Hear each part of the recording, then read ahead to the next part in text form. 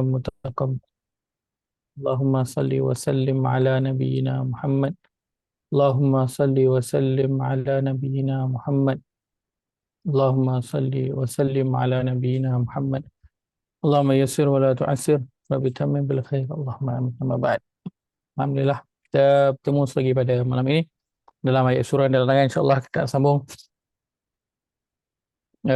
melihat kepada ayat suruhan dan juga larangan Allah Azza wa Jalla. Dan malam ini kita nak mulakan dengan membaca ayat 264 insya-Allah pada halaman 44.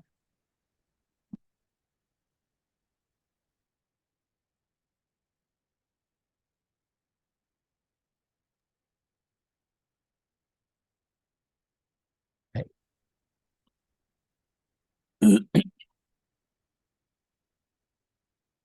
Baik, baca ayat-ayat. Okey. Ustaz. Allah berfirman, A'udzu billahi minasyaitonir rajim. A'udzu billahi minasyaitonir rajim. يا أيها الذين آمنوا لا تبطلوا صدقاتكم بالمن والأذى Ya ayyuhalladzina amanu la tubtilu shadaqatikum bil manni wal adha.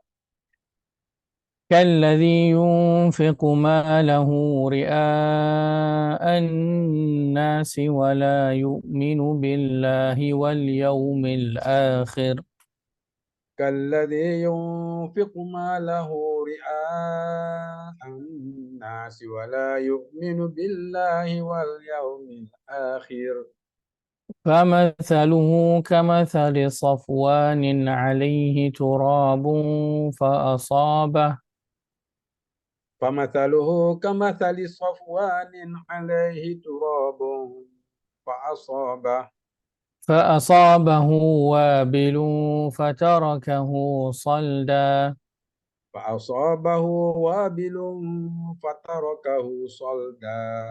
لا يقدرون على شيء مما كسبوا لا يقدرون على شيء مما كسبوا والله لا يهدي القوم الكافرين.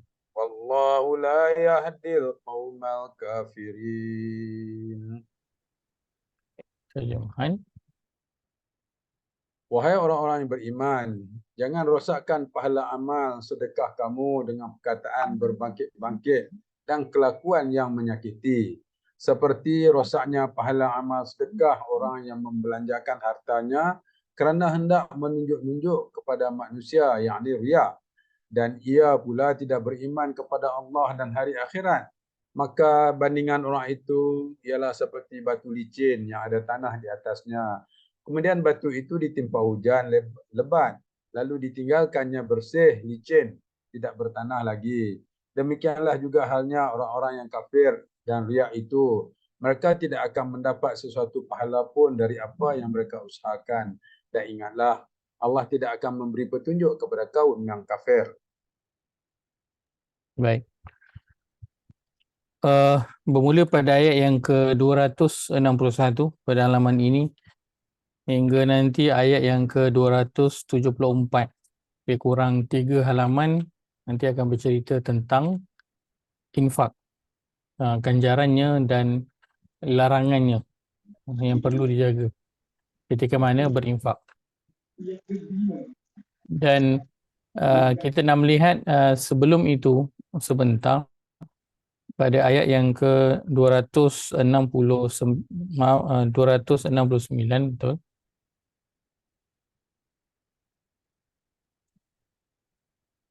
Okay. 259, minta maaf. Ayat 259 dan juga ayat 260 bercerita tentang perkara yang hampir sama, iaitu melihat bagaimana Allah menghidupkan sesuatu yang mati. Ayat 259 bercerita tentang Nabi Uzair alaihissalam yang lalu di sebuah kampung, di sebuah bandar yang telah ditinggal lama, yang mana nak menunjukkan betapa lamanya tempat itu ditinggalkan hingga uh, bumbungnya pun dah roboh.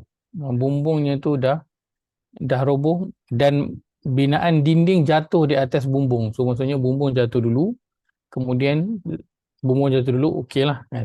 Satu lama lah kan. Tapi sebab binaan bumbung atap, soalnya dia lebih, kalau dulu daripada kayu kan, so dia soalnya dia akan jatuh dulu. Dan dinding lebih kukuh, tapi bumbung dah jatuh, dinding jatuh menimpa kepada bumbung itu.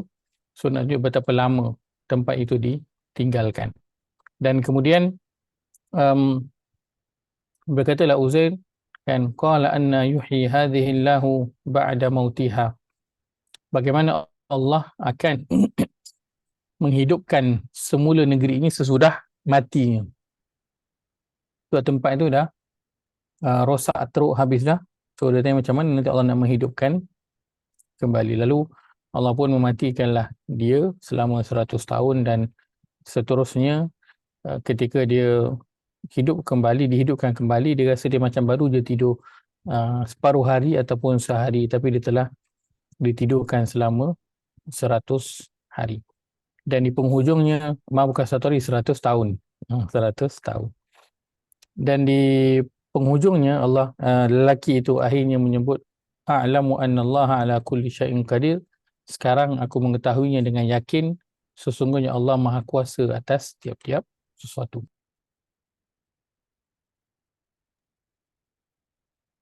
Selepas itu, pada ayat yang ke-260, Allah menyebut tentang Nabi Ibrahim pula alaihi salam yang meminta perkara yang lebih kurang sama. Dan bertanya kepada Allah, kaifa tuhyil mauta? Bagaimana engkau menghidupkan al-mauta, sesuatu yang telah mati? Allah bertanya, adakah kau tak percaya, kau tak beriman? Beliau kata, bukan, tetapi untuk nak menenteramkan hatiku. Seperti lelaki tadi, dia tertanya-tanya bagaimana Allah menghidupkan sesuatu yang telah mati. Dan Nabi Ibrahim kan, dia pula bukannya berada pada bahagian tidak percaya Allah boleh menghidupkan. Dia dah percaya dah. Percaya pula dengan yakin. Kan. Lelaki tadi mungkin dia percaya, tetapi bila berlaku itu dia telah bertambah yakin dengan perkara tersebut. Dan untuk Nabi Ibrahim, percaya dan yakin itu telah ada, dan dia nak pergi ke satu lagi bahagian, iaitu liyatma'inna qalbi. Itu bahagian untuk apa? Terjemah letakkan menenteramkan hati. Baik. So ini satu lagi, kita kata perjalanan. Orang yang beriman kemudian telah yakin, dan setelah daripada itu dia nak pergi kepada liyatma'inna qalbi, hatinya itu tenang di atas keyakinan tersebut.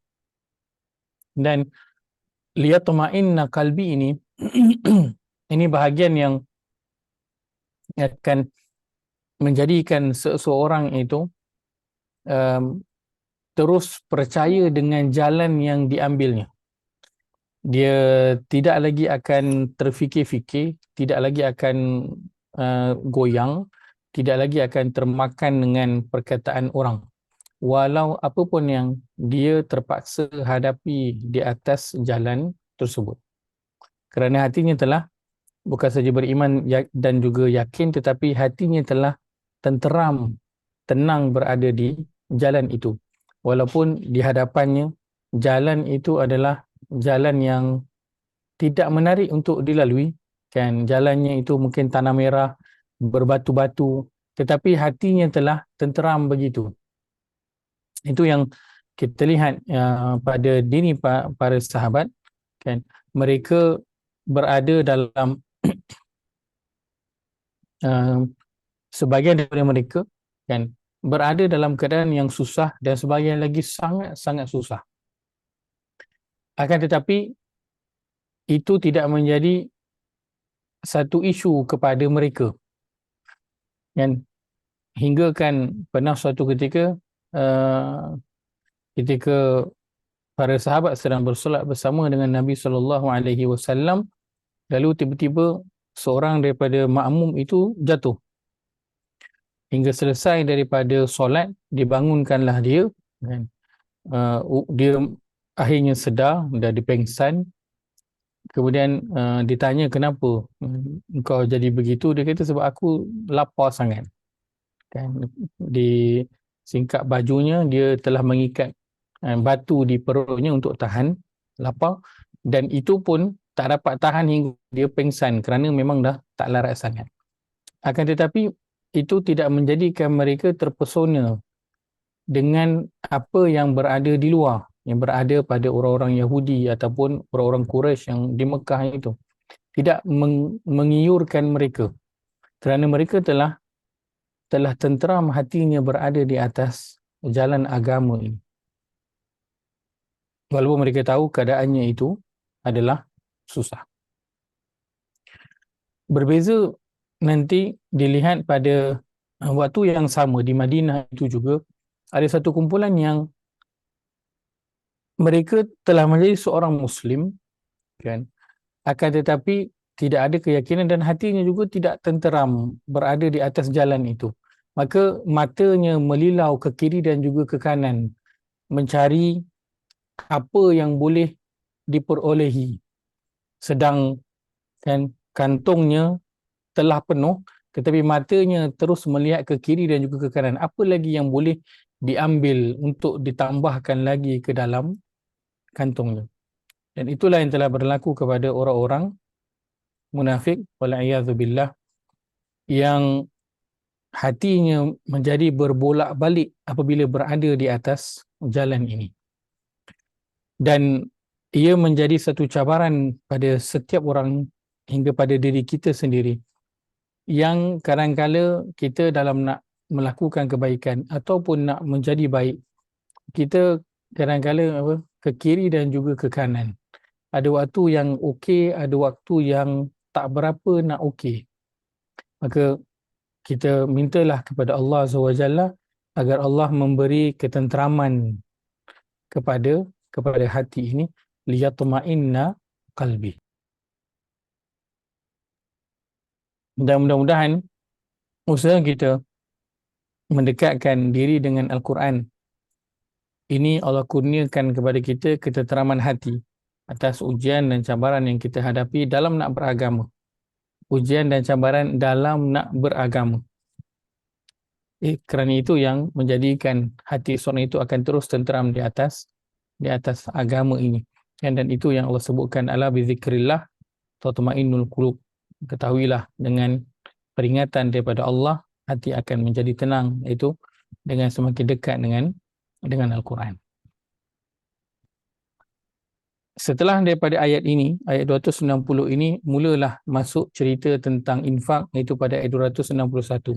Masalul ladzina yunfiquna amwalahum. Bandingan orang-orang yang membelanjakan hartanya pada jalan Allah. So terus masuk cerita tentang infak. Kenapa Allah terus masuk cerita tentang infak? Dia macam tiba-tiba tengah cerita pasal dua ayat sebelum itu, kan, 259, 260, cerita tentang orang bertanya kepada Allah macam mana dia menghidupkan sesuatu yang mati, dan tiba-tiba cerita pasal infak. Apa connection antara dua perkara ni? Silakan. Ada siapa boleh nak berkongsi?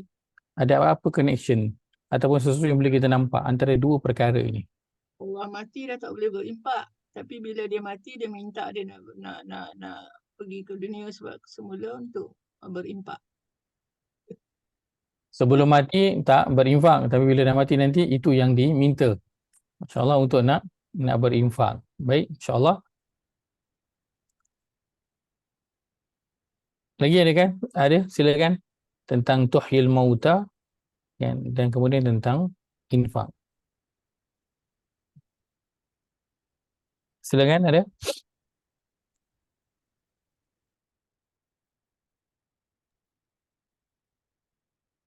Tak ada.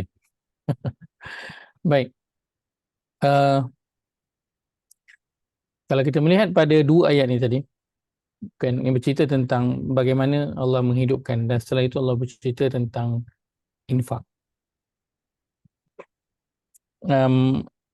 Dua soalan ini datang daripada orang yang telah mengakui Allah sebagai Tuhan ataupun tidak. Ya dah, kan.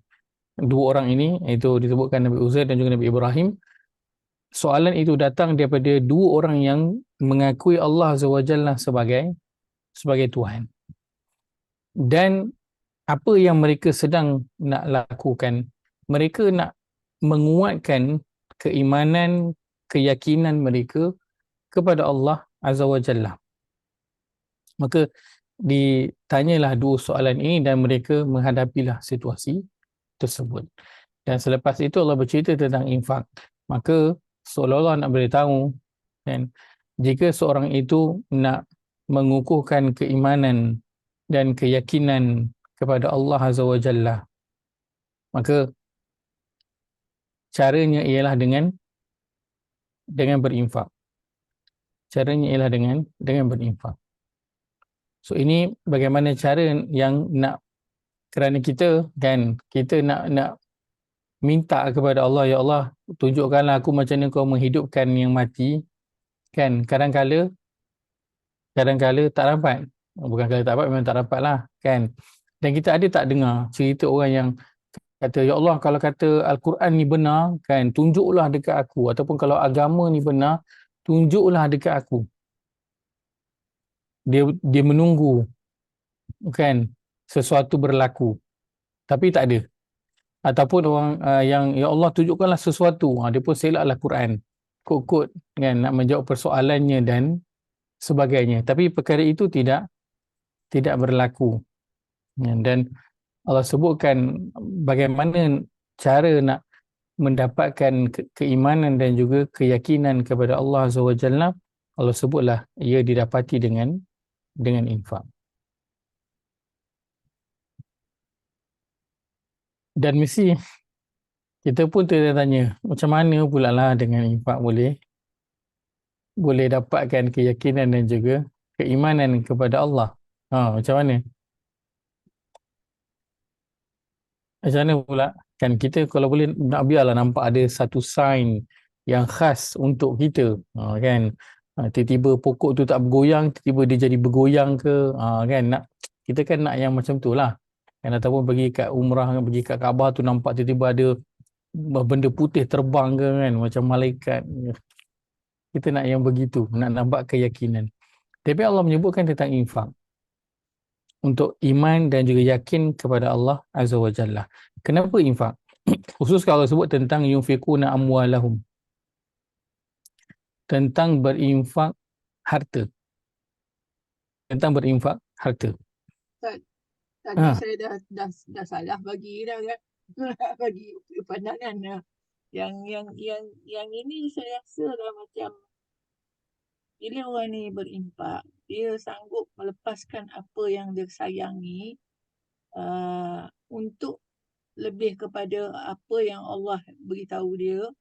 Jika dia infak sekarang, gandaan dia akan lagi banyak di akhirat kelak, sebab maknanya benda tu yang dia tak nampak, yang gaib kan, yang balasan Allah tu, tapi dia yakin benda tu ada. Itu yang meningkatkan keimanan dan keyakinan. Macam tu Ustaz. Salah lagi Baik. kan, tak tahulah. Masya Allah, Masya Allah. Saya suka satu perkataan Haji Nuri gunakan, melepaskan. Perkataan tu menarik, melepaskan. Baik, Masya Allah. Betul, dan saya setuju dengan apa yang disebut oleh Haji Nuri. Kenapa infak untuk mendapatkan keimanan dan juga keyakinan, kan? Pertama, kalau kita tak nampak betul ke benda tu begitu, maka nak kena buat apa? Kena buat. Kerana dia adalah perkara yang Allah beritahu. So kalau Allah beritahu, takkan kita nak ragu-ragu lah, kan? Yang dia menjadikan kita ragu-ragu kerana kita belum lagi experience perkara itu. Bila seperti mana Nabi Uzair dan juga Nabi Ibrahim, bila selepas dia experience, terus dia dah, kan, Nabi Uzair kata, a'lamu annallaha ala kulli syai'in qadir. Sekarang aku tahu engkau Tuhan yang maha mampu, maha kuasa atas setiap tiap sesuatu. Pada kisah Nabi Ibrahim, Anallaha azizun hakim, Allah maha kuasa dan juga maha bijaksana. So perkara itu dapat selepas experience. So kita nak tahu kan, kita kena buatlah, barulah kita boleh experience perkara tersebut. Baik. Kenapa infak? Sebab Ustaz mungkin nak proof your iman. Kan?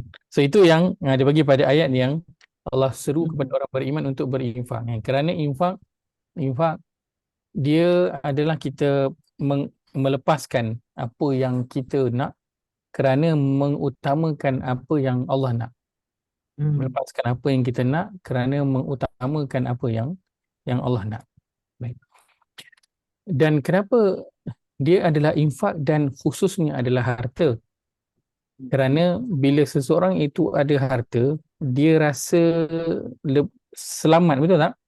Kita kalau kita nak travel pergi mana-mana, apa bekal yang kita bawa? Duit kita akan bawa.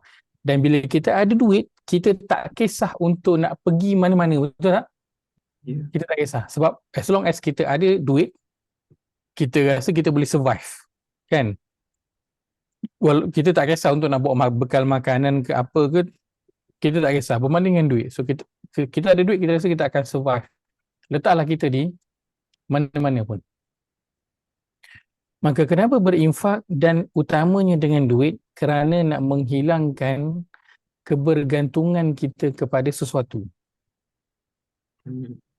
Bila hilang kebergantungan kita kepada sesuatu, ketika itu barulah kita akan benar percaya dan yakin kepada Allah, kerana waktu itu kita tak ada lagi apa-apa kecuali Allah. So itu yang utama suruh dilepaskan adalah harta. Bukannya anak-anak. Harta yang suruh dilepaskan. Sebab kalau kita ada harta, kadang-kadang anak tak nak tolong pun, anak tak nak tolong tak apalah, kita ada duit sendiri kan. Kita contohnya kan dah berumur, anak semua tak nak jaga, mak ayah tak apa, mak ayah ada duit. Kan? Kita tak kisah pun as long kita ada duit. Maka yang Allah nak dengan infak ini adalah kita menghilangkan kebergantungan kita kepada apa-apa selain Allah. Apa-apa selain Allah. Sebab itu kadang-kadang dalam kehidupan kita kan, berdasarkan pada pengalaman yang kita telah lalu, Allah ada meletakkan kita pada situasi yang kita dah tak ada apa dah untuk nak bergantung. Nak minta tolong, orang dah tak boleh tolong. Orang tak nak tolong ataupun orang tak boleh tolong. Ataupun tak ada orang yang kita nak minta tolong lagi. Nak mengadu, dah tak ada orang dah nak dengar kita punya cerita, nak bagi pinjam bahu ke, nak bagi pinjam telinga ke. Tak ada orang dah. Kenapa Allah letakkan kita dalam situasi yang susah sangat macam tu, yang hingga kita rasa macam kita seorang-seorang je. Dah tak ada kiri kanan, tak ada orang dah. Kenapa? Kerana Allah tengah nak melepaskan semua kebergantungan itu. Semua terlepaskan hingga nanti kita hanya bergantung kepada Allah Azza wa Jalla. Kalau siapa yang ikuti surah Al-Qasas, contohnya sedang bincangkan cerita tentang ibu kepada Nabi Musa AS yang diperintahkan oleh Allah untuk melepaskan anaknya iaitu Nabi Musa ke dalam laut ataupun ke dalam sungai Nil. Yang masih lagi bayi nak suruh lepas dalam sungai ataupun dalam laut. Kalau ikut kan, survive ke tak? Memang tak akan survive-nya lah. Memang akan matilah terlangkup, sebab dia bukan masuk dalam kolah air statik je kan, tapi dia masuk dalam laut yang berombak ataupun dalam sungai yang ada arus. So sikit saja goyang akan terbalik lah, dan itu adalah bayi yang baru je berapa hari, mungkin sebulan dua dah jatuh dalam air mesti lemas. Boleh tak Allah kalau tak minta mak Nabi Musa melepaskan Nabi Musa dalam laut itu? Boleh tak kalau Allah kata engkau simpan je dia kat rumah, jangan risau, aku jaga? Boleh tak? Boleh je. Boleh tak kalau Allah kata, wahai ibu Musa, bawalah Nabi Musa keluar daripada Mesir? Boleh tak? Boleh je. Tapi kenapa Allah suruh ibu Nabi Musa campakkan dia dalam laut ataupun dalam sungai Nil? Kerana bila buat macam tu, kalau kita bayangkan kita berada dalam situasi itu, ada tak kepada sesiapa lagi atau apa-apa lagi yang boleh kita harapkan selain daripada Allah? Tak ada dah. Tak ada dah. Nak harapkan apa? Ikan dalam sungai itu, dalam laut, buaya, apa, kayu yang tolong bawa. Tak ada apa dah kita boleh harapkan bila kita lepaskan anak kita dalam tu. Tak ada. Waktu tu yang akan kita berharap hanya Allah Azza wa Jalla aja. Dan itu yang Allah nak. Kebergantungan kita hanya pada Dia sahaja. Sebab itu Allah mulakan nak mendapatkan keimanan dan keyakinan adalah dengan infak, dan dia bermula dengan harta. Kerana manusia menjadi tagha, kalau sebutkan dalam surah Al-Alaq kan, innal insana la yatgha, manusia ini semuanya pasti orang yang melampaui batas, melanggar banyak peraturan. Kenapa? Ar-ra'ahu staghna. Dia rasa dia cukup, dia rasa dia kaya. Istaghna, daripada kata ghani, kaya ataupun cukup. So, dia rasa apa yang dia nak dia boleh adakan sebab dia ada duit. Jadi sebab itu kaitannya bagaimana nak mendapatkan keyakinan, keimanan, keyakinan juga ketenteraman hati, ia didapati dengan berinfak. Dan infak pula khusus adalah infak harta. Maka sebab itu Allah terus direct dibawa tentang infak selepas Allah bercerita tentang kisah dua orang yang nak mendapatkan keyakinan dan juga ketenteraman hati dalam beriman kepada Allah Azza wa Jalla. Ustaz, Ya, saya. ini juga berkemungkinan Mhm. dia ayat tu, the two of them tanya Allah kan, tunjukkan kuasa dia, so dia nak tambahkan iman. Okay, Mhm. Allah tunjukkan. Then the second ayat tu, okay, now you prove yourself pula. Mhm. Kan? Pada ayat 261 ni. Mula-mula dia macam curiga juga lah. I mean, dia tak Hmm. confident juga kan on the kuasa Allah tu. Okay, Allah tunjukkan. Then the subsequent ayat tu kata, okay, now you prove yourself lah. Belanjakan harta you. Boleh? Masya Allah, boleh? Masya Allah. Barakallahu fiik. Kita pula yang membuktikan kan keimanan, keyakinan kita itu. So dia daripada sebab dua ayat tu perbuatan Allah kan. So 261 adalah perbuatan kita kan untuk proof keimanan, keyakinan kita pada Allah. Masya Allah. Barakallahu fiik. Masya Allah. Baik.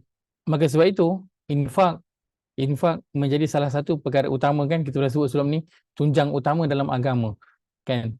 Quran, solat dan juga infak. Ini tiga awal yang Allah sebutkan pada surah Al-Baqarah.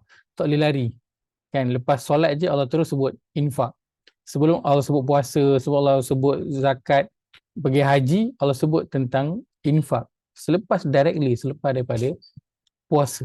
Kerana ia bentuk untuk mendapatkan keyakinan kepada Allah Azza wa Jalla. Dia cara untuk nak menghilangkan kebergantungan kita kepada harta. So bila kita dah tak bergantung pada harta kan, sebenarnya kita dengan manusia pun nak bergantung, kita lebih kuat, lebih percaya pada harta. Nak bergantung tu berbanding dengan manusia. Sebab kadang manusia kita ada yang boleh percaya, ada yang tak boleh percaya kan. Tapi kalau kita ada duit, kita rasa insya-Allah semua benda boleh jadi. So kebergantungan itu yang nak dihilangkan. Baik. Dan itulah arahan Allah pada Azza wa Jalla. Allah Azza wa Jalla pada orang beriman, ayat yang ke-264 ini, la tubtilu sadaqatikum. Jangan rosakkan pahala amal sedekah kamu. Dia adalah bentuk larangan Allah Azza wa Jalla.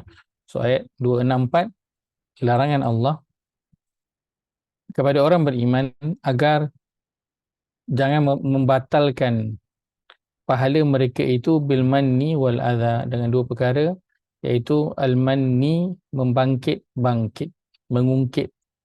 Yang kedua, menyakiti orang yang diberikan infak itu. So ini dua perkara Allah peringatkan larangan Allah Azza wa Jalla dalam berinfak, ungkit dan sakit. Ungkit dan sakiti. Baik. Mungkin menyakiti ini kita bukan pada fizikal tetapi pada perasaan, kan. Begitu juga mengungkit lah, kan. Mengungkit, kita dah ungkit balik, kalau dulu aku tak tolong kau, tak tahu apa kau jadi hari ini. Menyakiti adalah kita bagi dalam keadaan kau ni nampak badan sihat, kenapa tak kerja? Engkau ni tahu minta aje. Ingat, senang ke nak dapat duit, kan? So itu memberi dalam keadaan mengungkit dan juga menyakiti. Ini dua perkara yang Allah ingatkan pada ayat 264 ini. Dan Allah beri gambaran di ibarat apa? Air hujan, batu licin yang ada tanah kemudian ditimpa dengan hujan, maka hilang semua tanah itu, jadi licin balik, macam tak ada apa-apa lagi atas batu itu. Baik. Ustaz, Ya sayang. kalau orang yang minta sedekah ni, orang tua, senang je bagi Ustaz. Kalau dia sadar, dia tak bekerja, memang dia minta duit dengan kita, memang kita mungkin kalau tidak dia sadar kan dia. Kalau kita punya kenalan, bolehlah kan bagi nasihat sikit lah, kan. Tapi kalau orang luar tu, kita apa, tak, kalau kita tak setuju, kita tak payahlah beri dan jangan cakap apa-apa. Biar dia. Tapi mungkin kalau perangai kenalan kita, boleh kita beri nasihat atau bertanya, kan, kenapa tak kerja, kan, ataupun beri nasihat. So itu yang nanti boleh masuk dalam surah Al-Insan yang kita bincangkan sebelum ni, kan. Wa yut'imuna ta'am, memberi makan itu masuk juga dalamnya ialah apa, membantu mereka mendapatkan pekerjaan, ataupun kita bagi kerja, ataupun kita bagi modal hingga mereka boleh berdiri sendiri, mencari makan, memberi makan kepada ahli keluarga mereka. Baik. Ayat yang ke-265. Kita terus bergerak sebab cerita tentang infak saya tak nak cerita panjang, sebab kita semua pun telah tahu, mungkin beberapa poin saja yang kita nak sentuh.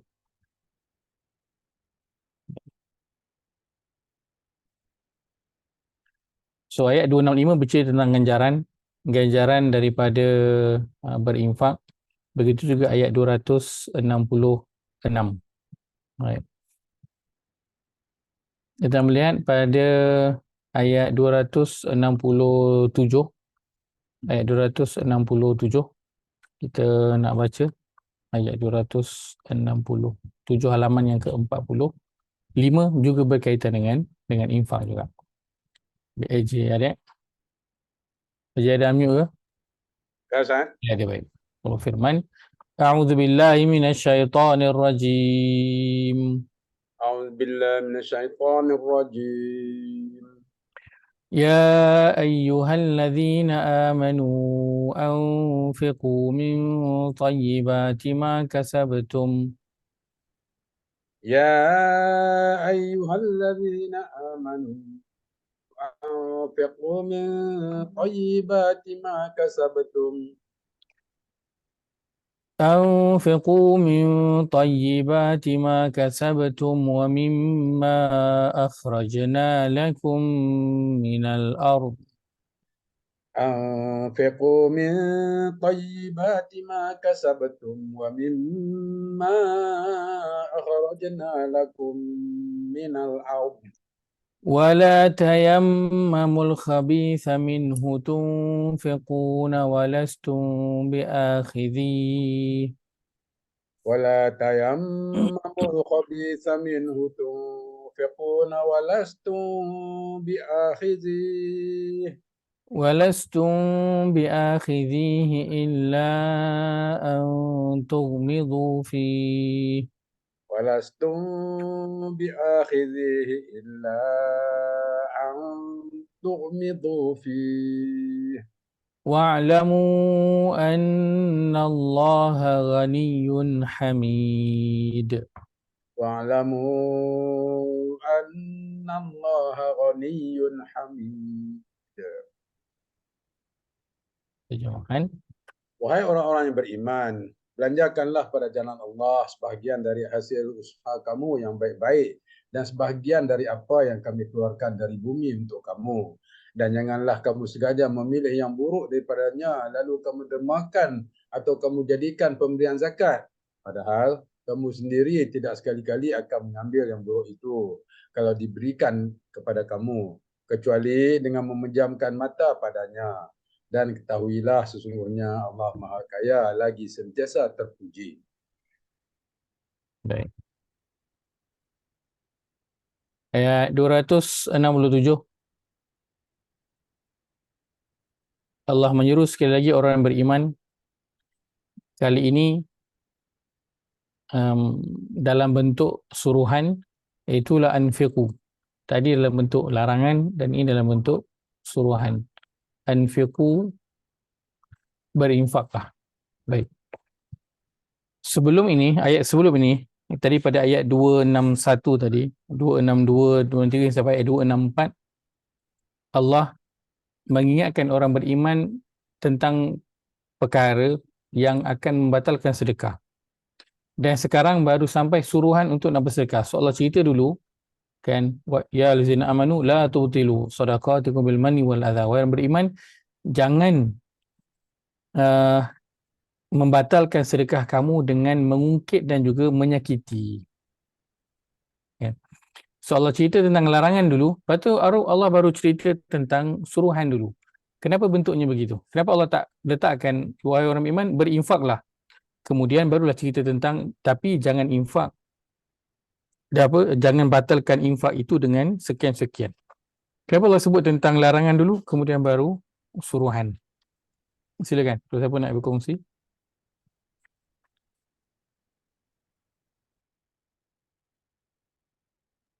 Kalau kita tengok pada dua ayat tu kan, banding antara dua ayat tadi kan, 264 larangan, 267 suruhan. Patut suruh dulu barulah cerita apa pengecualian dia ataupun apa pantang larang dia kan.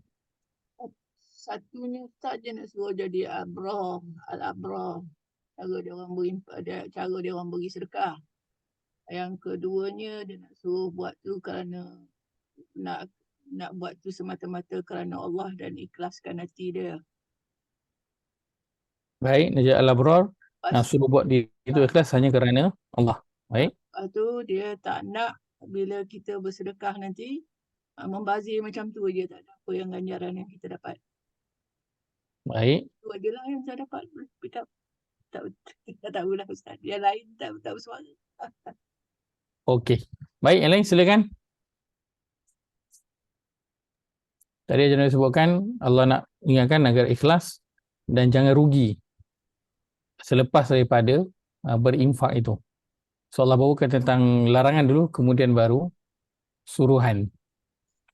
Silakan. Tapi dia suruh dulu Ustaz tak? Dia suruh dulu. Okey. Di mana?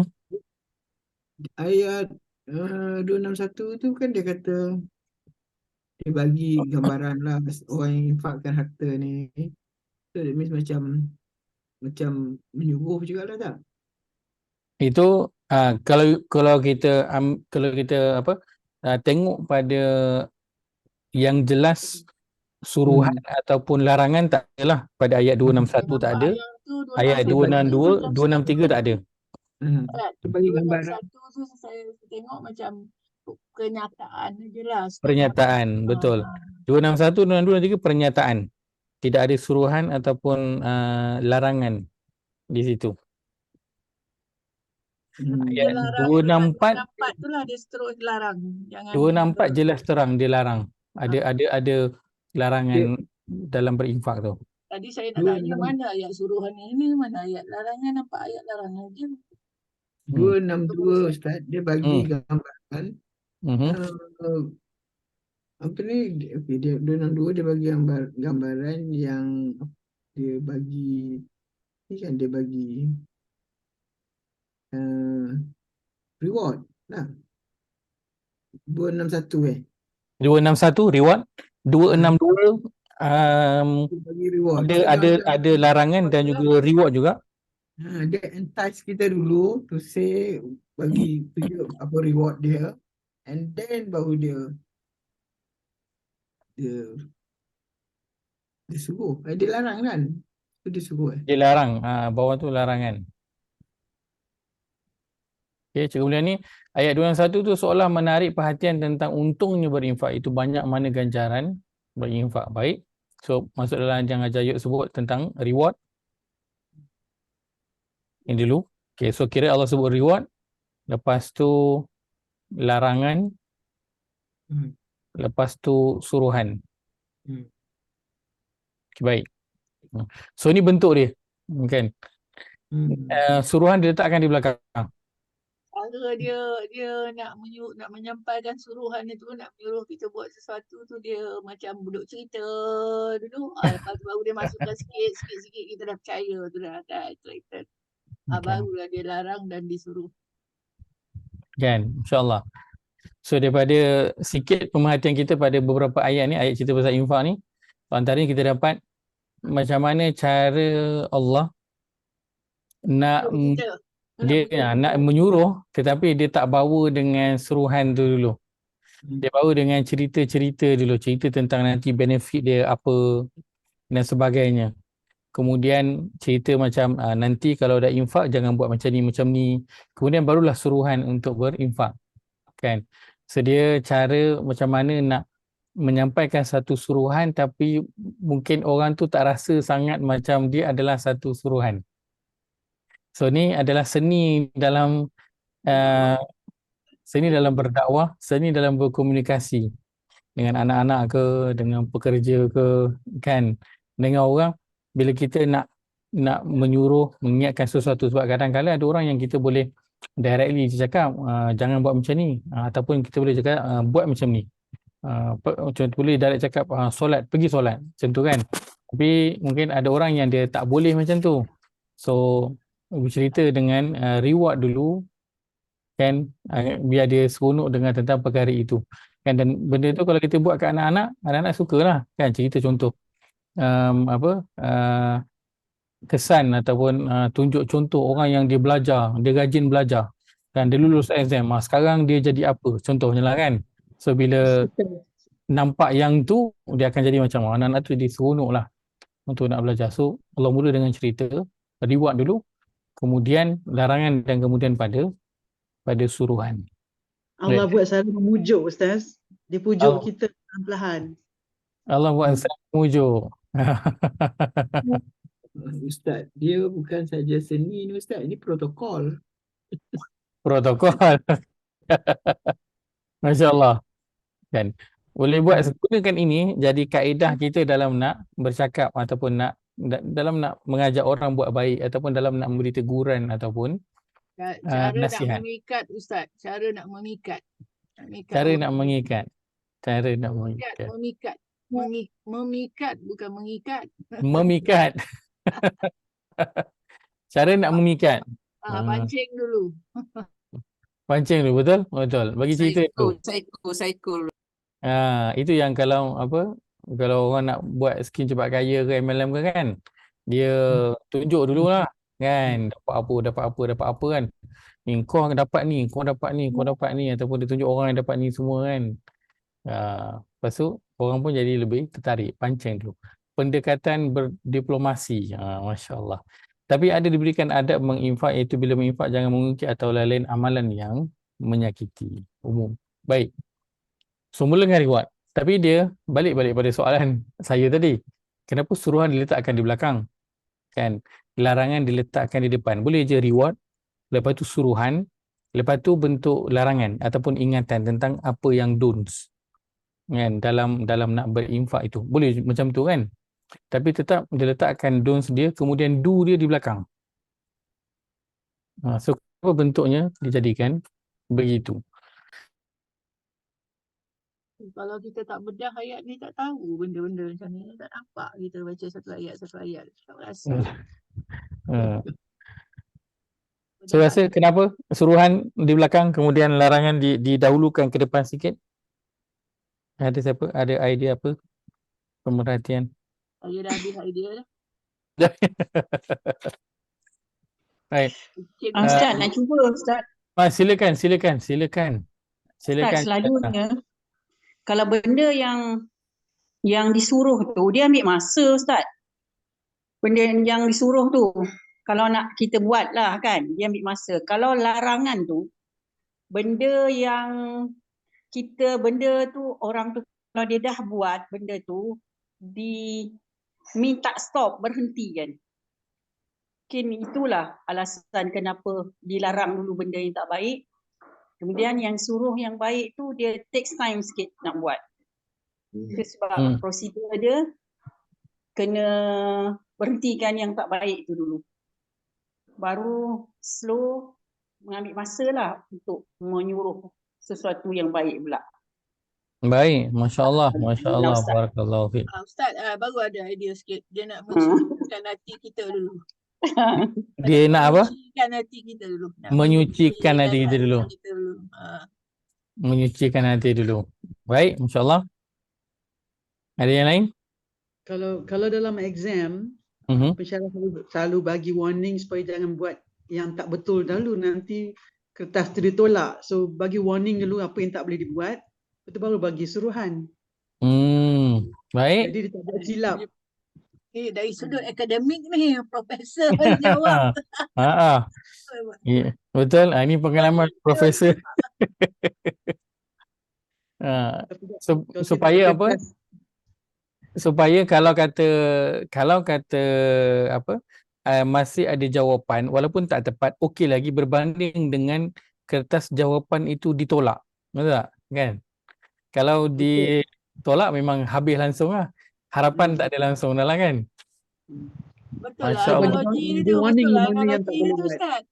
Betul analogi tu. Masya Allah, di warning dulu.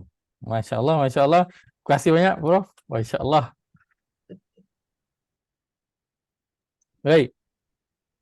So ini bentuk susunan, dan susunan ini kita yakin adalah begitu yang Allah inginkan. Kan misal sesuatu yang diinginkan daripada susunan ayatnya. Dan Masya Allah tadi yang dikongsikan Zaidah Janura dan juga Prof Fazila, itulah antara perkara kenapa larangan itu diletakkan di belakang dan suruhan diletakkan di belakang dan larangan diletak di depan. Pertamanya ialah untuk meninggalkan sesuatu, kan, untuk tak buat sesuatu. Untuk tak buat adalah lebih mudah daripada kena buat. Kan? Untuk tak solat adalah lebih senang daripada kena solat. Betul tak? Untuk tak mengaji adalah lebih senang daripada kena mengaji. So untuk tak buat sesuatu adalah lebih mudah daripada melakukan sesuatu. Itu yang pertama. Yang kedua, kalau kita lihat dalam agama ini, banyak yang dimulakan dengan larangan dulu sebelum daripada suruhan. Contoh, kita ada kalimah la ilaha illallah. Kita ada la dulu, penafian dulu.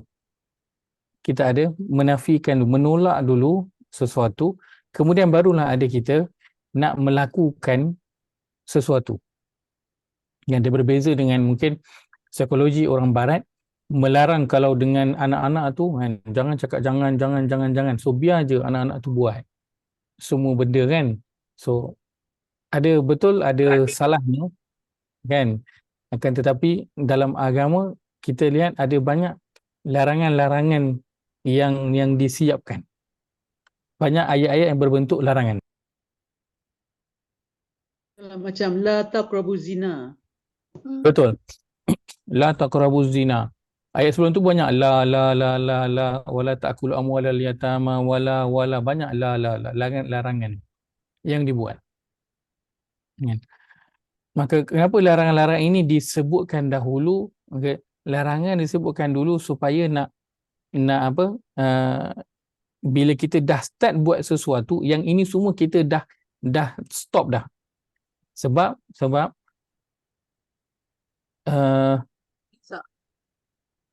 apa? Kalau kita dah mula ada air, mula tadah air, dan kemudian tiba-tiba termasukkan nila setitik, kan, habislah, bukan air kan, susu sebelanga kan akan rosak kan. Maka bila kita mula dengan beramal banyak tetapi kita tak berhati-hati dengan larangan-larangan ini tadi, maka itu adalah kebocoran pada baldi yang kita tengah tadah tu. Kita masih beramal, masuk amal tu banyak, macam air tengah tadah dalam baldi, tapi baldi tu bocor. So, dia adalah satu benda yang penat nanti. Air tu terus keluar. Sebab itu sebelum nak tadah air, kena pastikan baldi tu tak bocor dulu, betul tak? Pastikan baldi tak bocor dulu, barulah tadah air. So kalau baldi tu bocor macam mana? Tampal dulu. Tutup dulu semua lubang-lubang yang ada, barulah pergi tadah air. Kerana bukan boleh je nak tadah air guna baldi kosong tu, cumanya sampai bila? Sampai bila? Once pipe tu ditutup air dia, maka air terus keluar dan akhirnya nanti kita akan dapat kosong, nothing. So once dia umur kita nanti tak ada, maka amal tu terus bocor. Kita berdiri di hadapan Allah, kita harapkan buku kita itu penuh dengan amal, betul, tapi bila buka itu akhirnya dia kosong, ataupun waktu tu dia akan terbang jadi debu-debu kerana telah dibatalkan semua amal-amal tersebut. Maka ya saya. Ustaz, kiranya Allah nak caution kita dululah. Sebab apa ni, benda baik ni, benda yang apa tu pahalanya tinggi, Allah caution si awal-awal dulu. So supaya kita tak macam Ustaz kata, kita tak terlanjur dan tak silap di ujung dia tu. Sebab Betul. dia caution awal-awal kan, dia caution kita okey, macam ni. Lepas tu baru dia cerita. So jadi kita dah tahu dah dia punya skop, dia punya parameter dia kan. Betul. Dia contoh macam kalau kata kita pergi menghadap Sultan kan, kita terlupa nak buat sesuatu adalah lebih okey daripada kita terlebih buat sesuatu, betul tak? Maksud dia dah kata waktu dengan Sultan nanti jangan ni. So tiba-tiba kita buat yang jangan tu, itu adalah lebih teruk daripada kalau kita terlupa. Contoh kan, terlupa nak panggil patik ke, kita panggil saya ke, kan? Itu lebih okey daripada kita terbuat larangan. Betul tak? So lebih baik cautious, Allah letakkan dulu supaya nanti bila kita dalam beramal tu dia tidak merosakkan. Datin Zu, macam mak-mak kita didik kita dulu masa kecil, dia mesti kata jangan buat tu, buat macam ni kan. Banyaknya janganlah dalam masyarakat Melayu kita ni kan. Baik. So Allah letakkan suruhan di belakang setelah Allah letakkan larangan supaya kita dan selalunya contoh kalau kata kita nak pergi ke suatu tempat kan, suatu tempat dan orang kata nanti sampai sana ingat jangan macam ni, jangan buat ni. So apa jadi pada kita? Kita akan jadi lebih apa? Kita akan jadi lebih berhati-hati berbanding dengan kalau sampai sana nanti buat ni. Kita macam okey, macam biasa je lah.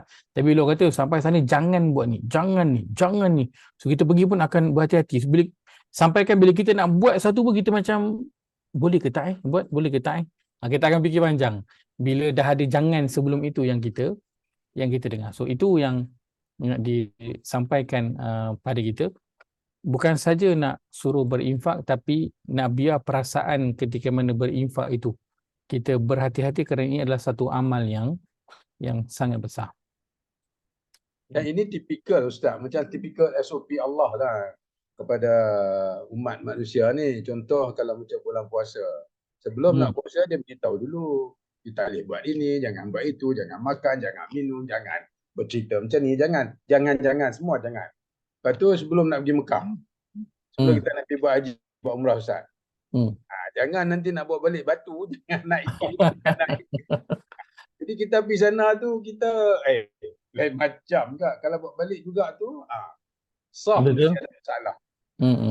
Jadi mungkin ini SOP Allah untuk kita kan. Dia akan beritahu jangan dulu. Lepas tu you buat ni macam ni. Ada cerita lah. Yang kebaikan ada tu. Betul, Masya Allah. Betul. Yang dibagi SOP gitu dulu, Masya Allah. Okay. Baik. So Allah bawa bentuk yang begini. Kenapa? Kerana again dia balik pada ayat 259260 tadi. Bila seorang tu berinfak, dia perlu sedar ini adalah di antara cara untuk mendapatkan menguatkan keimanan dan mendapatkan keyakinan kepada Allah Azza wa Jalla. So dia bukan hanya setakat nak memberi, tapi dia tengah nak meyakinkan diri kita, meyakinkan diri dia dengan Allah. Tengah nak menguatkan connection dia dengan Allah Azza wa Jalla. So lagi banyak dia memberi, dia sedang lagi nak menguatkan keyakinan dia pada Allah. Anfiqu min tayyibat ma kasabtum. Allah suruh berinfak dan berinfak daripada tayyibat, perkara yang baik-baik. So itu dalam nak berinfak. Ma kasabtum. Baik. Pertama, berinfak dengan yang baik-baik. So okey, kita berinfak dengan apa saja yang baik. Tetapi Allah letakkan di sini satu lagi perkara yang menarik, iaitu ma kasabtum. Apa yang kamu usahakan. So dalam berinfak, yang terbaik adalah apa? Adalah yang kita usahakan. Titik peluh kita sendiri. Itu yang terbaik. Maka ayat ini seolah nak indirectly nak menyuruh seorang Muslim agar apa? Jadi orang malas ke jadi orang rajin? Rajin lah Ustaz. Jadi orang rajin. So tak kena kalau dia seorang Muslim tapi dia duduk tak buat apa. Menganggur ke, menunggu ke, meminta-minta ke. Tak. Dia orang Islam, dia adalah seorang Muslim, adalah orang yang dia bekerja, dia bergerak. Dia seorang yang rajin. Kerana berinfak adalah satu suruhan dan yang terbaik adalah hasil daripada titik peluh dia sendiri, bukan hasil titik peluh orang lain. Bolehlah nak hasil titik peluh orang lain tu dia dapatlah min tayyibat. Kan? Dia infaklah perkara yang baik as long as perkara itu halal. Kan? Tapi bila dia menginfakkan diri dia sendiri, hasil daripada titik peluh itu yang terbaik. Dia tak jadi macam Piramli lah. Piramli cerita Tiga Abdul kan. Apa yang dia habis harta mak bapak habis, mertua. kan pak mertua tu punya kedai dia lelong semua. Hari ni kan apa nama pak mertua dia tu, dia berbesar hati nak sedekah. So dia sedekah. Siapa yang berminat apa-apa dalam kedai dia ambil, habis kosong kedai dia semua. Dia sedekahkan dekat orang kan. So itu bukan usaha dia lah. Kan usaha orang yang dia sedekahkan. Baik. Maka saya betul ini infak yang tinggi yang Allah inginkan. So digabungkan tadi ayat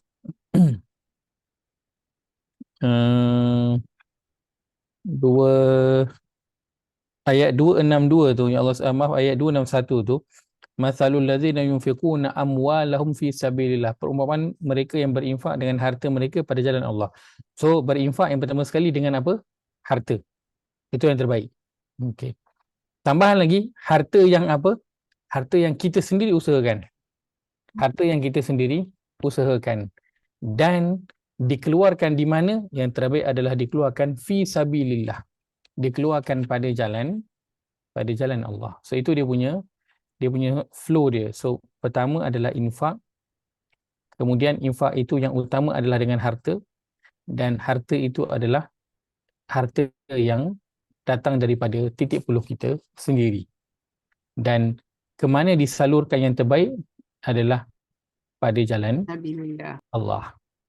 So ini dia punya flow dia. Nak infak biarlah benda yang baik-baik, yang kita sayang bukan benda yang kita sendiri tak hendak. Betul. Itu nanti disebutkan dalam ini. Wa mimma akhrajna lakum min al-ardh, sebahagian daripada apa yang kami keluarkan daripada bumi. Baik. Kenapa Allah sebutkan bahagian ni? Sebahagian daripada apa yang kami keluarkan daripada bumi. Infak apa yang baik yang kamu usahakan, dan dari apa yang kami keluarkan daripada bumi. Kenapa Allah mention bahagian belakang ni? From agriculture, Ustaz. Ya? Daripada agriculture. Daripada agriculture. Baik. Baik. Ini daripada agriculture. Antara yang terbaik untuk infak. Baik. Yang pertama, lain ada?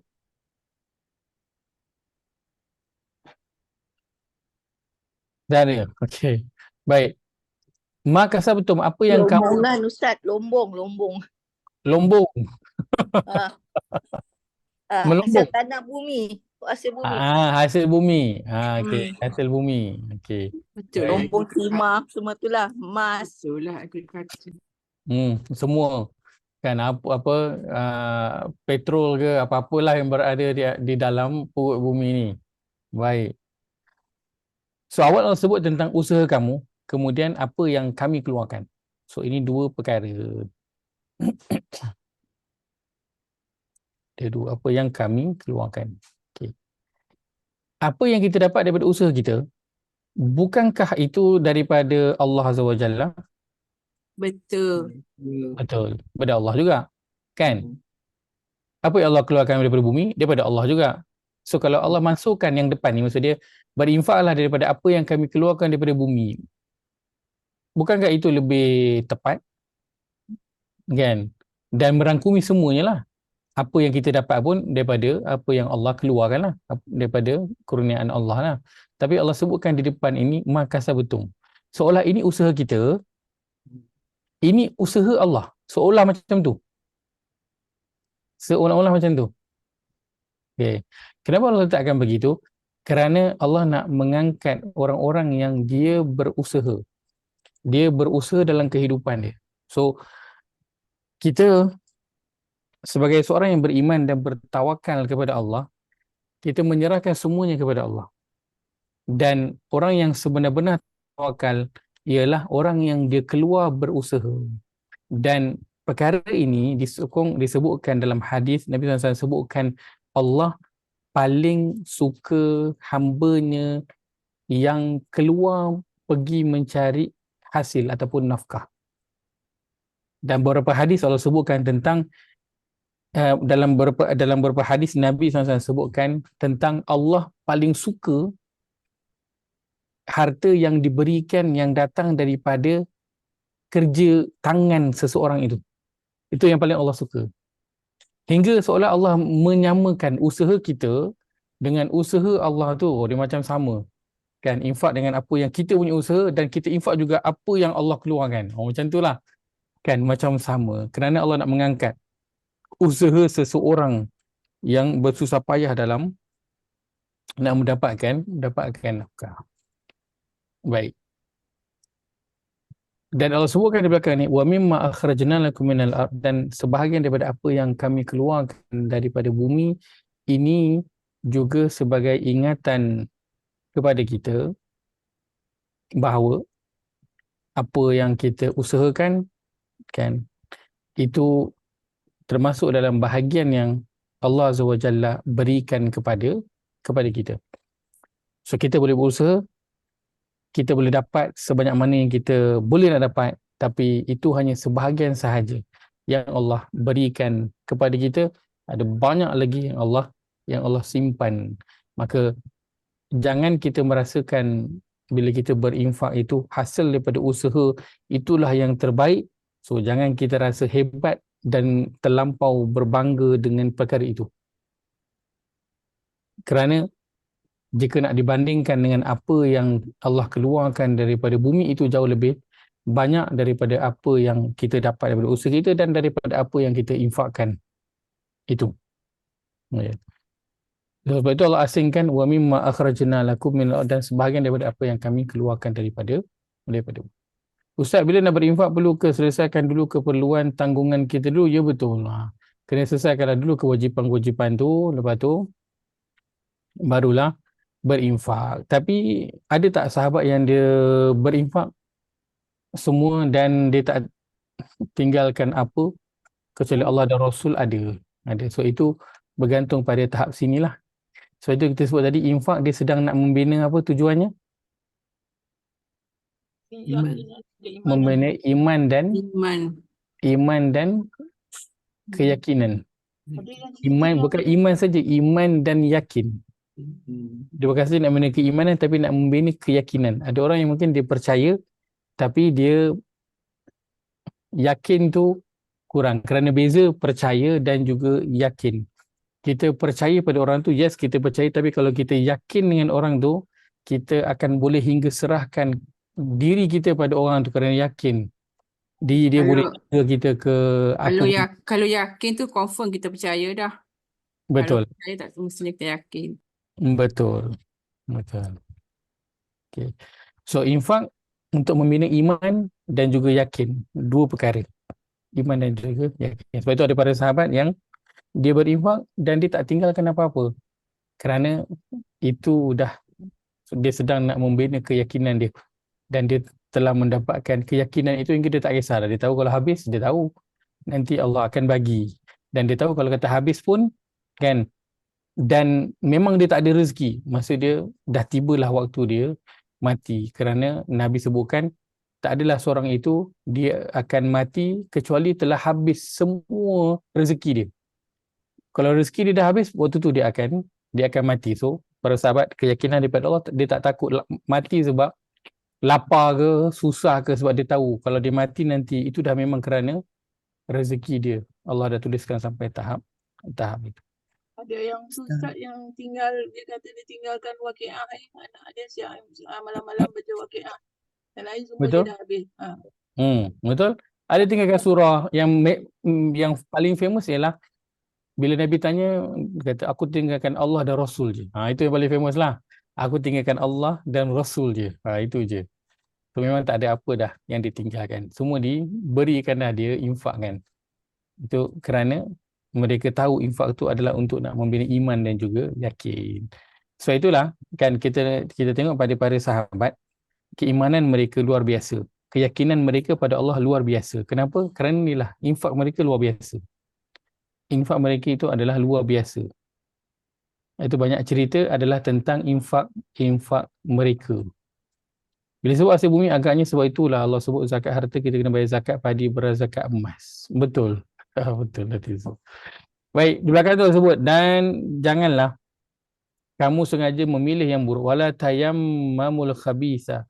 Kamu sengaja memilih yang buruk daripadanya lalu kamu dermakan atau kamu jadikan pemberian zakat. Wala tayammamu. Tayammamu ini adalah memilih daripada yang sudah memang sedia sedikit. Dia dah hidangkan nun. Dia dah hilang. Lebihan. Tayammamu ini dia memilih daripada sesuatu yang memang dah sedikit. Sebab kita ada satu lagi perkataan dalam Quran, perkataan ikhtara. Ikhtara. Kan? Allah gunakan dalam Al-Quran. Ikhtar maksud dia pilih. Tayammamu ini dia memilih tapi daripada benda yang dah memang sedikit. So kiranya dia memang tak nak bagi, tapi bila dia macam itulah kan orang kata apa pula tak bagi, so kena bagilah. So dia pun memilih-milih lah daripada apa yang dah memang sedikit yang dia nak bagi itu, dia pilih pula yang al-khabith minhu. Dia pilih Perkataan tayamum ke Ustaz? Dia lebih kurang sama macam root word tayamum, betul. Tayamum tu kan dia buat sikit aja, dia letak, dia tepi-tepi balik baru dia sapu kat muka, kan sikit aja tu. Betul. Betul. Tayamum betul sikit. Sebab tu tayamum dia debu yang sedikit. Kita bukan kena apa? Hentakkan muka kita ke tanah. Bukan. Sikit je. Kan? So dia memilih daripada yang dah memang sedikit. So itu tayamum. Al-khabith, ya saya. Bagi yang sedikit ni, Ustaz pernah ada beri pencerahan ayat yang there is a portion of what you eat for other people tu. Macam mana? Kan? So bagi sikit lah Ustaz, tak boleh lah bagi banyak. Tak, maksudnya ini bukan yang itu. Ini maksudnya di sini ialah dia memang tak ada sangat rasa nak bagi. So tapi sebabkan suruhan dia pun okeylah bagilah. So apa yang dia nak bagi tu pun dah memang bukan maksud dia ada sedikit, dia ada banyak. Cuma dia dah pilih, ini dah sikit kot yang dia nak bagi. So dalam pada yang sedikit itu dia ambil pula yang paling buruk. Dia ambil yang paling buruk. So dia bukan ada sedikit, dia ada banyak. Cuma daripada banyak tu dia cuma pilih sikit je. Dan daripada yang sikit tu pula dia pilih yang yang al-khabith. Itu yang maksud dengan tayammamu. Pilih yang paling worst sekali lah. Yang paling- yang worst. Pilih buah-buah yang dah tak laku, yang dah nak hampir-hampir nak busuk tu. Dia lebam-lebam semua dah kat Itulah. Betul. Yang tak habis berniaga kan, makanan yang tak habis berniaga, yang tu yang dibagi kan, sebab tak habis. So bagilah. Dia pun bagi. Ramai je ustaz orang bagi masa bulan Ramadan tu. Dia bagi Betul. dekat masjid. Betul. So dia kalau dia akan infak, so ganjaran infak tu dapatlah, tapi dia nanti berbeza lah, dapat sesuai dengan cara dia memberi, niat dia memberi. Itulah macam kan Allah sebutkan infak sebelum pembukaan Kota Mekah dengan infak selepas pembukaan Kota Mekah tak sama. So infak sebelum berbuka dengan infak selepas berbuka tak sama. Infak sebelum berbuka tu memang kita tak bagi, tapi kalau infak yang selepas berbuka itulah kerana makanan yang dah tak habis, so kita pun bagilah. So dia berbeza kan caranya tu nanti. Al-khabith minhu, dia memilih yang saya infak ni kan, kalau nak bagi banyak kan, dia jadi ada perumpamaan yang kera di hutan disusukan. Jadi itu yang nak bagi semua and not leave anything for the children tu, ada perumpamaan tu pula. Okey. Baik. Itu bila kita apa tu? Itu yang kita sebutkan asasnya ialah dalam berinfak ialah kita beri kepada diri dan juga ahli keluarga. Itu dimulakan dengan itu, kan? So itu asas dia, itu flow asas dia. Kan? Bukan kita terus beri kepada orang luar jauh dan sebagainya, bukan. Dia mula dengan ahli keluarga, kaum kerabat dia. Itu pertama dan itu asas dia. Habis ada yang kedua, yang mereka dalam memberi itu, dia dah beri dengan keimanan dan nak membina keyakinan, so dia bagi je semua kepada orang, dan dia bukan dia tak fikir tentang ahli keluarga dia fikir, tapi keyakinan dia kepada Allah, yang Allah tu takkan mensisiakan ahli keluarga dia. So sebab tu dia bagi. Sebab tu dia bagi. So itu adalah orang yang, sebab itu kita dalam agama kita ada muslimun, kita ada mukminun, kita ada muttaqun, kita ada muhsinun, kita ada darjat-darjat dia. So setiap orang ni beramal, bersolat juga, berinfak juga, berpuasa juga. Cuma dia berbeza dalam solat dia, dalam infak dia, dalam bacaan Quran dia berbeza. Tapi amalan dia buat sama. So orang berinfak, sama dia berinfak dengan ahli keluarga, kemudian dia bagi luar. Okay. Tapi ada orang yang tahapnya tu tinggi, dia infak je semua dekat orang luar ataupun sebahagian besar daripadanya, dan tinggalkan sedikit untuk ahli keluarga dia kerana keyakinan dia kepada Allah. So itu adalah kita kata another level lah, tahap yang lain. So tahap asas dia apa? Tahap asas dia adalah kita berinfak dengan ahli keluarga yang terdekat. Itu dia punya asas dia. Walastum biakhidhi, padahal kamu sendiri tidak sekali-kali akan mengambil yang buruk itu kalau diberikan kepada kamu, kecuali dengan memejamkan mata padanya. So dia kerana dia pun tak ingin dengan perkara tersebut. Antum itu memang antum itu adalah ditutup mata rapat. Dia memang ambil je lah. Kan, kalau pandang pun tak lalu benda tu, nak ambil, memang dia tak nak pun, so dia ambil. Wa'alamu, dan ketahuilah, annallah, bahawasanya Allah ghaniyun, Tuhan yang maha kaya, hamidun, Tuhan yang maha terpuji. Baik. Dua nama Allah Azza wa Jalla ini, ghaniyun dan juga hamid. Bila Allah tutup satu ayat dengan nama dia mesti ada kaitan dengan ayat. So ayat ini cerita tentang infak, dan Allah tutup dengan Allah, dia adalah Tuhan yang ghani, Tuhan yang maha kaya. So dia nak menjawab balik kepada suruhan berinfak. Nanti mungkin ada orang yang dia tak nak berinfak.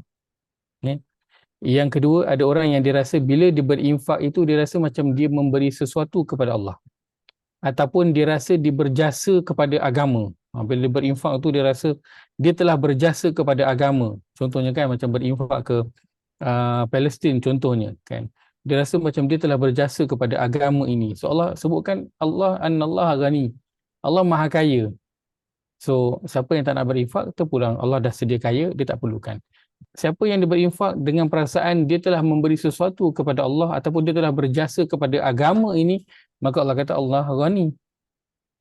Sebelum adanya apa yang dia infak itu, Allah dah memang kaya dan agama ini akan terus dibantu oleh Tuhan yang Maha Kaya. Dan infak kita itu tidaklah menambah ataupun mengurangkan apa-apa pun dalam kemuliaan agama ini. Kan itu Allah sebutkan pada surah 49 kan. Orang Arab Badui dia cakap yamununa alaika an aslamu. Mereka merasa berjasa kepadamu wahai Muhammad dengan keislaman mereka. Kan kerana di antara mereka orang yang ada pangkat, orang yang kaya, orang yang ada kuasa. So dia rasa dah berjasa dah. Qul la tamunnu alai islamakum. Katakanlah wahai Muhammad, keislaman kamu tidak memberi apa-apa jasa pun. Balillahu yamunnu alaikum an hadakum lil iman. Akan tapi Allah lah yang telah berjasa kepada kamu kerana telah menunjukkan kamu kepada iman dan juga Islam. So Allah yang telah berjasa. So kalau kita berinfak, Allah ingatkan Allah ghani, dia tak perlukan. So kalau tak infak, tak apa. Kalau kita berinfak rasa berjasa, maka ingat Allah adalah ghani. Itu yang Tuhan yang Maha Kaya. Hamidun, Tuhan yang Maha Terpuji. Tuhan yang Maha Terpuji ini Allah nak kaitkan dengan apa? Allah nak ingatkan dengan orang yang dia bagi tapi dia bagi khabis. Dia bagi sesuatu yang buruk. Sesuai tak memberi sesuatu yang buruk kepada orang yang terpuji? Sesuai tak? Tak sesuai. Maka Tuhan yang Maha Terpuji tidak sesuai untuk diberikan kepadanya sesuatu yang buruk, sesuatu yang tidak cantik. Berikanlah sesuatu yang cantik kepada Tuhan yang Hamid, Tuhan yang Maha Mulia, Tuhan yang Maha Terpuji. Dengan infak yang kita berikan itu, biar nanti di hadapan Allah Azza wa Jalla kita bawa dan Allah memuji kita dengan infak itu. Macam sebagaimana para sahabat ketika mana mereka berinfak, mereka dipuji. Taribat yadak. Beruntunglah tangan engkau.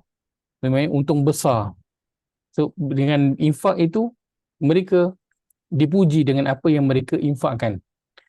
Maka Allah ingatkan Tuhan yang Hamid, Tuhan yang Maha Terpuji, tak sesuai untuk beri kepada Allah sesuatu yang buruk, sesuatu yang lama, sesuatu yang dah tak pakai, yang kita sendiri pun tak nak pakai dah.